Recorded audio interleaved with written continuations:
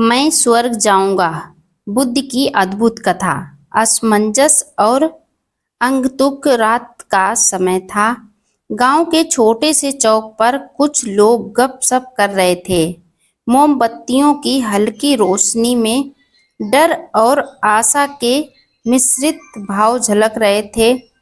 चौक के एक कोने में बैठा मनोज, एक सीधा सादा किसान, अपनी थकी हुई आंखों को पोंछते हुए चुप था। उसके मन में एक सवाल बार बार उठता और उभर आता, क्या सच में मैं स्वर्ग है? अगर स्वर्ग है तो क्या मैं वहां जा सकता हूँ? क्या मेरे छोटे से जीवन का कुछ मोल है? मनोज का जीवन साधारण था। सुबह खेत, दोपहर में हल्की नींद, शाम को परिवार और कुछ मित्रों के साथ चिंता और उम्मीदों की बातें। लेकिन दिल में एक अनकहा लालच जागा रहता, स्वर्ग जाने की लालसा। लोगों को लगता था कि स्वर्ग केवल पुण्य कर्म करने से मिलता है। मनोज ने सुना था कि दान देना, पर्व त्योहारों में भाग लेना, मंदिरों में घंटियां बजाना, यह सब स्वर्ग के रास्ते खोलते हैं। पर उसने अक्सर महसूस किया कि उसके कर्म छोटे छोटे और उसकी हालत सीमित है। बड़े दान किसान बालों के भाग्य में थे। फिर भी मनोज ने ठान लिया, किसी भी तरह वह स्वर्ग पहुंचेगा। एक दिन गांव में सुनने में आया कि पास के मठ में बुद्ध की उपस्थिति में एक साधु आएंगे जो लोगों को जीवन के गुण अर्थ समझाते हैं। मनोज ने सोचा, शायद यही मेरी जिज्ञासा का जवाब है। मैं उनसे पूछूंगा, स्वर्ग कैसे मिलता है? क्या मैं भी स्वर्ग जाऊंगा? मनोज अपने पुराने कपड़े पहने, हाथ में जल की घंटी और मन में अनगिनत प्रश्न लेकर मठ की ओर चला। मठ की दीवारों पर पत्तियों की सरसराहट और चिंता आकर्षक शांति थी। गजरा बांधे हुए कुछ स्त्रियां, साधु साध्वी और बालक वहां आए थे। उस दिन मंच पर बैठा जो व्यक्ति बोल रहा था वह था बुद्ध, परंतु कथा में बुद्ध का रूप केवल ऐतिहासिक व्यक्तित्व से अधिक था। यहाँ वह एक जीवित शिक्षक था जो आंखों के समक्ष था, मृदु, उज्जवल और शांत। मनोज ने अपनी जगह ले ली और अपना प्रश्न सोचकर तैयार किया। जब घड़ी शांत हुई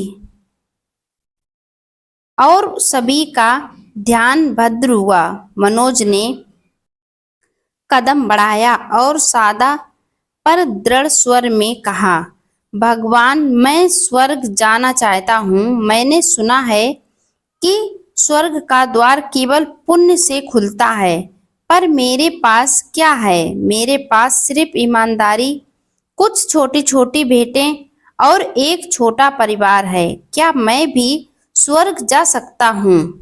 सब लोग कहते हैं कि स्वर्ग जाने से पुण्य करने पड़ते हैं। मैंने जितने हो सके उतना पुण्य किया है। सामने बैठा बुद्ध कोई दृढ़ बात नहीं कर रहा था। उनकी आंखों में करुणा थी और मुस्कान में कोई कठोरता नहीं। वहां बोला, मनोज, तुम्हारा प्रश्न स्वाभाविक है, पर पहले बताओ, तुम्हें स्वर्ग से क्या आशय है? वहां क्या मिलेगा? क्या वहां दुख नहीं होगा? क्या वहां शाश्वत आनंद है? मनोज ने सोचा, उसने वही सब समाज से सुना था, स्वर्ग का आनंद, पर वहाँ सच्चे अर्थ में नहीं जानता था। उसने बोला, स्वर्ग जहाँ आराम है, सुख है, दुख नहीं, जहाँ खाना पीना भरपूर है, जहाँ समृद्धि है, जहाँ मृत्यु का भय नहीं। मैं चाहता हूँ कि मेरा परिवार खुले हाथों से खुश रहे। मैं चाहता हूँ कि हमारी झाड़ियों पर सदा बहार हो। बुद्ध ने सिर हिलाया और बोले, बहुत से लोग ऐसा समझते हैं, पर हम पहले यह जाने कि स्वर्ग बाहर है या भीतर, और क्या स्वर्ग पाने से जीवन के प्रश्न खत्म हो जाते हैं। मनोज भयभीत था, पर बुद्ध की बातों में गहराई थी, कुछ ऐसा जो उसे भीतर तक छू गया। परीक्षा और उपहार। बुद्ध ने कहा, मनोज, मैं तुम्हें 7 दिनों का उपदेश नहीं दूंगा, मैं तुम्हें एक परीक्षा दूंगा। अगर तुम परीक्षा पास कर सको तो मैं तुम्हें बताऊंगा कि स्वर्ग कहाँ और कैसे मिलता है। क्या तुम कठिनाइयों से डरते हो? मनोज ने बिना हिचकिचाहट कहा, नहीं, मैं डरता नहीं, पर मैं डरता हूँ कि मैं असफल ना हो जाऊं। बुद्ध ने एक छोटा सा हंसता हुआ आश्वासन दिया और कहा, ठीक है, तुम्हें 3 कार्य करने हैं। पहला, तीनों गरीबों को दान देना। दूसरा, एक मन के कठिन निर्णय लेना। और तीसरा, 3 रातें ध्यान में बिताना। पर ध्यान रहे, यह कोई दिखावा नहीं है, ये कर्म तुम्हारे भीतर के भेदभाव, लालच और भय पर हुए कदम हैं। अगर तुम सच्चाई के साथ रहोगे तभी तुम्हें असली उत्तर मिलेगा। मनोज ने अनायास कहा, सिर्फ 3 कार्य मैं कर लूंगा, पर क्या इससे मैं स्वर्ग पा लूंगा? बुद्ध ने मुस्कुराते हुए कहा, देखना बाकी है। कर्म केवल द्वार खोलते हैं, पर कौन सा द्वार, यह तुम्हारे मन पर निर्भर करता है। मनोज ने पहला कार्य किया। उसने पास के 3 परिवारों को, जिसके पास कुछ भी नहीं था, दाना जुटाकर दिया। एक वृद्ध विधवा, एक अनाथ बालक और एक शरणार्थी किसान। परंतु उसे उस समय अजीब सा अनुभव हुआ। दान करते समय मनोज का मन बार बार वापस अपने घर के पुराने बर्तन और अपने छोटे से खेत की चिंता में उलझता। उसने सोचा, अगर मैंने यह दान ना किया होता तो घर की स्थिति कैसी रहती। उसकी भेंट दिल से नहीं, बाकी थोड़े बहुत भय और उम्मीद से की गई थी। यह सोचकर कि दान करने से उसका नाम बढ़ेगा या समाज में उसकी प्रतिष्ठा बढ़ेगी। बुद्ध ने उसकी आंखों को देखा। मनोज की आंखों में असमंजस था। बुद्ध ने कहा, दान का फल तभी मिलता है जब दान बिना किसी स्वार्थ के हो। स्वार्थ के साथ दिया गया दान फिर भी कर्म के दायरे में आता है। वह कुछ फलों की उम्मीदें जुड़ी रहती हैं। दूसरा कार्य था मनोज को अपने जीवन से एक अति प्रिय वस्तु का त्याग करना था। मनोज के पास एक पुरानी बांसुरी थी जिसे उसके पिता ने उसे दी थी। बांसुरी उसके लिए सिर्फ साधन नहीं बल्कि स्मृति था। पिता की आवाज, बचपन की बातें खुशियां सब उसी में बसती थीं। बुद्ध ने कहा, इसी मेहनत में तुम्हारी अस्मिता बसी है। क्या तुम उसे त्याग कर सकोगे? मनोज का हृदय कांप उठा। उसने कई रातों तक सोचा विचार किया। आखिर उसने बांसुरी को गांव के पंडित को दान कर दिया, पर उसकी आंखें नम थीं। क्या उसने बांसुरी छोड़ दी?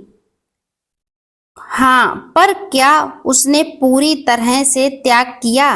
भीतर कहीं ना कहीं उसके मन में एक तरह की लौ चलती रही गई। अगर मेरे पास अधूरा स्वार्थ रहा तो क्या? बुद्ध ने फिर से कहा, त्याग तभी पूर्ण होता है जब मन उसका समर्थन करे, नहीं तो वस्तु का छोड़ना केवल बाह्य क्रिया रहती है। तीसरा कार्य, 3 रातों का ध्यान मनोज के लिए सबसे कठिन था। वह रात भर जागकर अपने अतीत की यादों, भविष्य की योजनाओं और वर्तमान की चिंता में फंसा रहा। पहली रात वह बेचैन रहा। दूसरी रात उसे अपने जीवन के छोटे छोटे अपराधों का खाका दिखा, जिसने कभी किसी से झूठ कहा, कभी किसी की थाली से पकवान छीन लिया। तीसरी रात के मध्य में उसे एक आध्यात्मिक अनुभव हुआ। उसके मन का त्रिकालिक स्वरूप सामने आया। भूत, वर्तमान और भविष्य तीनों ने उससे कहा, तुम्हारे छोटे छोटे कर्मों का प्रभाव तुम पर गहरा है। मनोज ने रोना चाहा, पर रो पाया नहीं। बुद्ध ने उस समय उसके पास आकर कहा, देखा, तुम्हारे भीतर के भाव अभी भी मजबूत हैं। लालच, आत्मलाभ और भय, पर यह सब तुम्हें पकड़ नहीं बिगाड़ते हैं। वे तुम्हें सीख दे सकते हैं। स्वर्ग का विचार तभी स्पष्ट होगा जब तुम इन्हें समझकर बदल सको। स्वर्ग के द्वार पर पहला कदम कुछ दिनों के उपदेश और आत्म जांच के बाद बुद्ध ने कहा, अब मैं तुम्हें एक यात्रा का निमंत्रण देता हूँ, एक आंतरिक यात्रा। कल प्रातः 5 बजे खड़ी हो और ध्यान के लिए तैयार हो जाना। मैं तुम्हें मार्ग दिखाऊंगा। मनोज के भीतर बीते दिनों की असफलता और आशा की मिलीजुली भावना थी, पर उसकी आंखों में अब एक प्रकार की गंभीरता आई थी। उसने ठान लिया, भले ही यह यात्रा केवल मानसिक हो, पर वह ईमानदारी से जाने को तैयार था। जैसे ही सूर्य उदय की धूप फैलने लगी, बुद्ध और मनोज दोनों तालाब किनारे बैठे। बुद्ध ने मनोज को निर्देश दिया, धीरे धीरे सांस लें, बाहरी दुनिया की आवाजें बंद कर दो, अंदर की आवाजों को सुनो। हर विचार को एक बाद एक आंसुओं की तरह जाने दो। मनोज ने ऐसा ही किया। कुछ समय बाद उसे एक अनुभूति हुई। ऐसा लगा जैसे वह अपने तन से अलग होकर ऊपर उठ रहा है। उसके चारों ओर हल्की रोशनी फैली। उसका मन शांत और निर्विकार हो गया। बुद्ध ने धीरे से कहा, अब चलो, स्वर्ग की ओर मत देखो, पहले देखो कि तुम्हारा मन क्या कहता है। मनोज ने देखा कि उसके मन के बहुत से खंड, छोटी छोटी इच्छाएं, भय, संसूचना के धब्बे सब स्पष्ट रूप से दिख रहे थे। वह समझ गया कि स्वर्ग के लिए वह जो कार्रवाई कर रहा था। वे केवल बाहरी कर्म थे, वास्तविक परिवर्तन भीतर होना चाहिए। तभी कहीं से बहुत मीठी आवाज आई, आओ स्वर्ग दिखाते हैं। मनोज ने आंखें खोली तो वह एक विशाल बगीचे में था। ऐसा बगीचा कभी ना देखा। चारों ओर सुवासित फूल, चमकते झरने और स्वर्ग के संगीत की तरह मधुर राग। वहां कुछ दूत जैसे आकृतियां थीं, जिन्होंने मनोज को देखा और मुस्कुराए। पर मनोज की दृष्टि में एक नई समस्या थी। उसके पास अपने परिवार की याद थी, उसकी जिम्मेदारी थी। वह यहाँ ठहर कर क्या करेगा? तभी बुद्ध ने कहा, यहाँ ठहरने से पहले तुम्हें एक प्रश्न का उत्तर देना होगा। क्या यह स्वर्ग असली है या एक परिमाण है जो तुम्हारे मन ने बनाया है? मनोज ने सच्चाई से उत्तर दिया, मैं नहीं जानता। और तभी बगीचे की चमक फीकी पड़ने लगी। स्वर्ग के दूतों ने कहा, वह व्यक्ति जो वास्तविक प्रेम और करुणा से जीता है, उसके लिए हम दरवाजे खोलते हैं। मनोज ने अपने भीतर देखा। क्या उसने सच्ची करुणा दिखाई थी? उसने पहली 3 घरों में जो दान दिया था, पर क्या वह बिना स्वार्थ के दिया था? उसने बांसुरी छोड़ी थी, पर क्या त्याग सच्चा था? उसने रातों में ध्यान किया था, पर उसकी आंखों में अभी भी स्वर्ग और स्वार्थ की लालच छुपा हुआ था। बगीचा धीरे धीरे गायब हुआ। बुद्ध ने कहा, स्वर्ग का द्वार तभी खुलता है जब मन निर्मल हो। अभी तुम्हारा मन कुछ पापों और चिंता आकर्षणों से बंधित है, पर यह भी सच है कि तुम प्रयास कर रहे हो और प्रयास ही बदल देता है। स्वर्ग की असली परिभाषा मनोज की आंखों के सामने पुनः अपने जीवन के दृश्य दिखाने लगे। वह खेत, उसकी माँ की हंसी, उसकी पत्नी की चिंता, उसके बच्चे की मासूमता। उसने समझा कि स्वर्ग कहीं बाहर नहीं है, वह उसके भीतर मौजूद था। जब भी उसने बिना स्वार्थ के दिया, जब भी उसने किसी की मदद की, तब भी उसने किसी के दुख में साथ दिया। जब तक समय उसने छोटे छोटे स्वार्थ अनुभव किए थे। बुद्ध ने कहा, स्वर्ग कोई स्थान नहीं, वह अवस्था है। होश, प्रेम, करुणा और संतोष की अवस्था। जब तुम्हारा मन इन गुणों से भर जाए, तभी वास्तविक स्वर्ग तुम्हारे पास, तुम्हारे साथ होगा, चाहे तुम किसी भी स्थान पर हो। मनोज ने एक बार फिर प्रत्यक्ष अनुभव किया। एक गांव के बच्चे को बचपन में उसकी माँ किस तरह हंसाती थी। एक वृद्ध ने जीवन में उसे क्या शिक्षा दी थी। एक प्यासे को पानी देने पर उसे किस तरह का आनंद मिला। इन सब में उसने वे क्षण देखे जो स्वर्ग से कम नहीं थे। उसने जाना कि स्वर्ग को पाने के लिए महान महान कर्मों की आवश्यकता नहीं, बल्कि नियमित छोटे छोटे सच्चे कर्म ही जीवन को स्वर्ग बनाते हैं। बुद्ध ने फिर कहा, यहाँ ध्यान देना आवश्यक है। यह छोटे कर्म विचार मुक्त, अहंकार रहित और प्रेम से किए जाने चाहिए। वास्तविक परीक्षा, आलोचना और क्षमा। बुद्ध ने मनोज को गांव में वापस भेजा, पर एक शर्त के साथ। वह गांव लौटकर 15 दिनों तक बिना किसी प्रशंसा की इच्छा के काम करेगा। यदि उसकी आकांक्षा बनी रहती है और वह प्रशंसा चाहता रहे तो उसे फिर से सीखना पड़ेगा। मनोज ने हाँ कहा और गांव लौट आया, पर घर पहुंचने पर सब कुछ वैसा सरल नहीं था। गांव के कुछ लोग उसे मजाक उड़ाने लगे।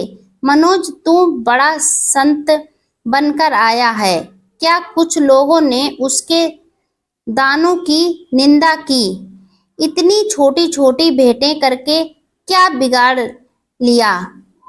मनोज को भीतर बेचैनी हुई। वह समझ गया कि यह उसकी सच्ची परीक्षा है। क्या वह अपनी अच्छाई को दिखावा समझकर वापस लौटेगा? वह अपनी राह पर अडिग रहेगा।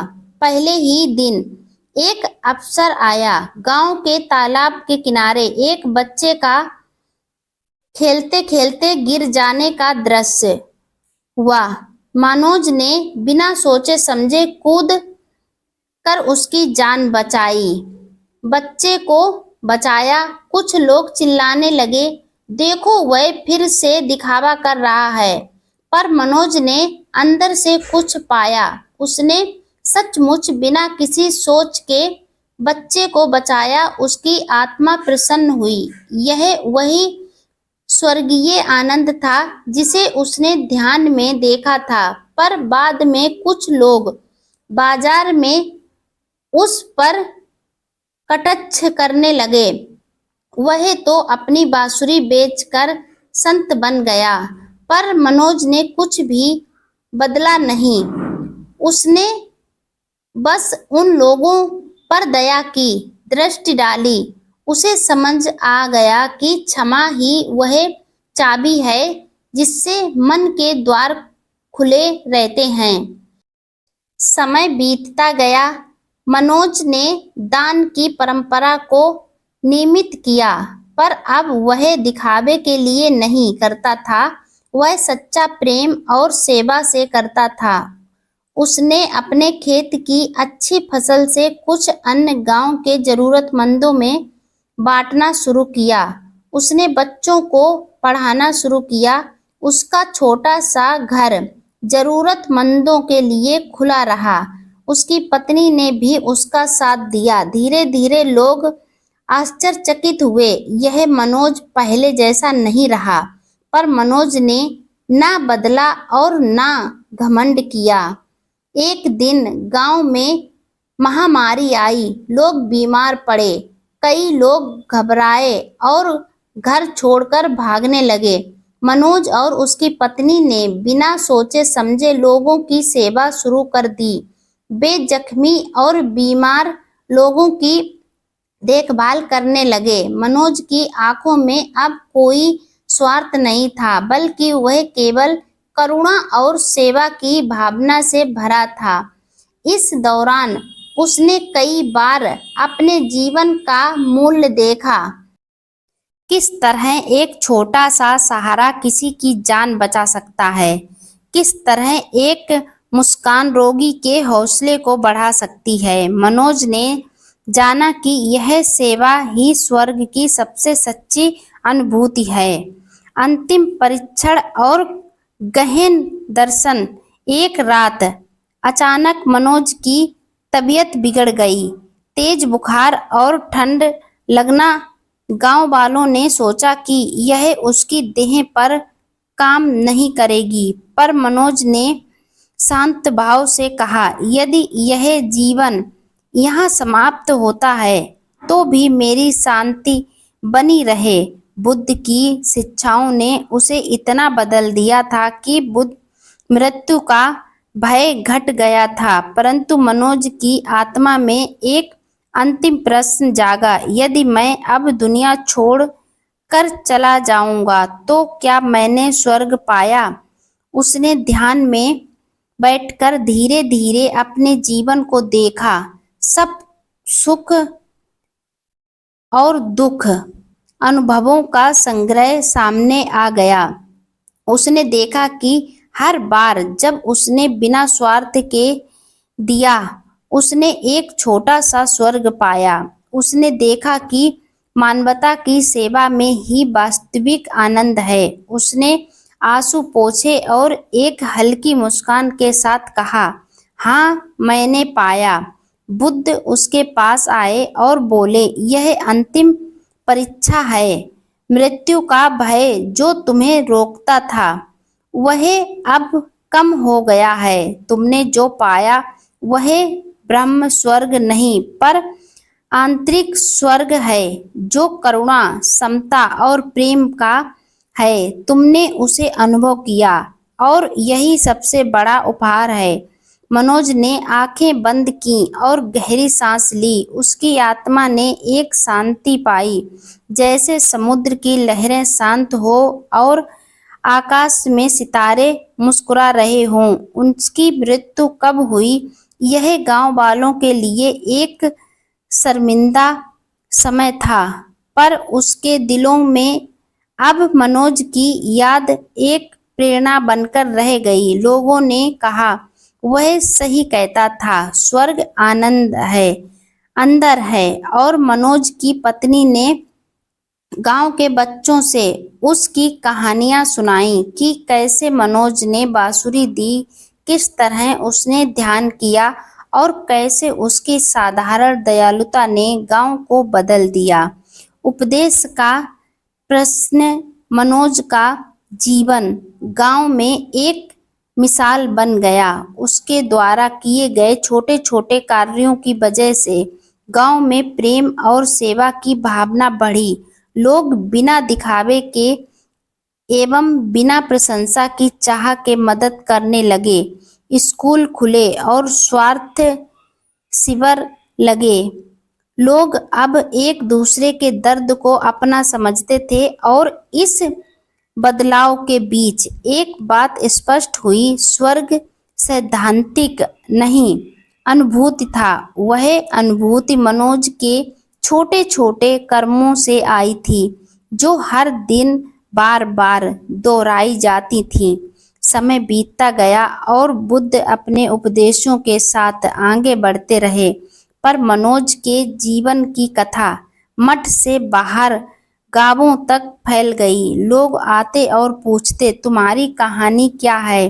गांव के प्रधान ने उत्तर दिया, स्वर्ग वहां नहीं जहां हम सोचते हैं, स्वर्ग वहां है जहां हमारा मन शांत, वहां है जहां हम बिना स्वार्थ के देते हैं, वहां है जहां हम एक दूसरे का दुख बांटते हैं। यह शब्द लोगों के दिल में उतर गए और गांव की परंपराएं बदल गईं। दर्शन स्वर्ग का रहस्य। कथा के समापन पर बुद्ध ने गांव वालों को एक छोटे से उपदेश में समझाया, स्वर्ग फैसलों, बड़े बड़े कर्मों और ऊंचे स्थानों से प्राप्त नहीं होता। स्वर्ग हर रोज की छोटी छोटी अच्छाइयों, सच्चे त्याग, क्षमा से और दूसरों के लिए बिना अपेक्षा के किए गए कर्मों से बनता है। जब तुम्हारा मन शांत और प्रेममय हो जाता है, तब तुम हर क्षण स्वर्ग का अनुभव कर सकते हो। और याद रखो, स्वर्ग पाने की चाह तुम्हें स्वार्थ की ओर खींच सकती है, पर यदि तुम स्वार्थ नहीं रखते और केवल सेवा करते हो, तब तुम स्वयं स्वर्ग बन जाओगे। और फिर बुद्ध ने हाथ उठाकर कहा, सबसे बड़ी बात यह है कि जीवन में क्या भी कठिनाई आए, अपने मन को प्रेम और करुणा से ना छोड़ो, क्योंकि वही तुम्हारे अंदर का स्वर्ग है। ना किसी जगह पर, ना किसी समय में, पर तुम्हारे भीतर। इसे खोजो तथा यही ज्ञान तुम्हें सच्चा शांति देगी। अंत में संदेश और मेरी वाणी, यह कथा केवल मनोज की नहीं रही, अब हम सब की कहानी है। हर आदमी के पास उस मनोज का अंश है जो स्वर्ग जानना चाहता है, पर यह स्वर्ग बाहरी नहीं, यह आंतरिक है। जब हम अपने अहंकार, लालच और भय को पहचान कर उन्हें त्यागते हैं, तब हम बिना किसी अपेक्षा के देते हैं। जब हम क्षमा और दया के साथ जीते हैं, तभी हम उस स्वर्ग को पाते हैं जिसे मनोज ने पाया। वास्तविक स्वर्ग की कुंजी हमारे रोजमर्रा के छोटे छोटे कर्मों की सच्चाई में निहित है। यदि आप यह सोच रहे हैं कि कैसे शुरुआत कर सकते हैं, तो सरल निर्देश यही है: हर रोज किसी एक व्यक्ति की मदद करो, बिना प्रशंसा की चाह के। एक दिन का त्याग करो, अपने किसी प्रिय वस्तु या समय का। किसी और की सहायता के लिए प्रतिदिन 5-10 मिनट ध्यान करो और अपने भीतर की आवाज सुनो। किसी से हुई नफरत को भूलकर क्षमा करो और हर दिन कम से कम एक ऐसा कार्य करो जो केवल दूसरे के लिए हो। ये छोटे छोटे बीज मिलकर बड़े बड़े पेड़ बनाते हैं, और यही पेड़ तुम्हारे जीवन में छांव, शांति और स्वर्ग लाते हैं। एक छोटा सा प्रणय कहानी का सार यही है: स्वर्ग का मार्ग बाहर नहीं, भीतर है। बुद्ध ने मनोज को यही सिखाया। मनोज ने उसे अपना जीवन बना लिया, और उस सरल गांव की स्थिति ने दिखाया कि जब मनुष्य प्रेम, करुणा और त्याग को अपनाता है, तब उसका जीवन स्वतः ही स्वर्ग की तरह खिल उठता है।